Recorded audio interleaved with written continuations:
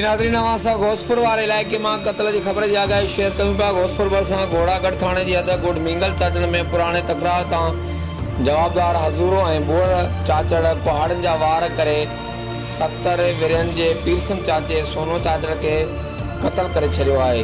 वाक़े बाद जवाबदार मौके तां फरार थी विया। इतला ते हद जी पुलिस से पहुची लाश खणाए सिविल अस्पताल कंदकोट पहुचायो, जितां पोस्टमार्टम बाद लाश वारसनि हवाले कयो वियो। पुलिस जो चवणु आहे त वाक़ियो ज़मीन जे पुराने तकरार तां पेश आयो आहे। वधीक जांच करे रहिया आहियूं। मुकमल जांच बाद केस दाख़िल करे मुलज़ जवाबदारनि खे जल्द गिरफ़्तार कयो वेंदो।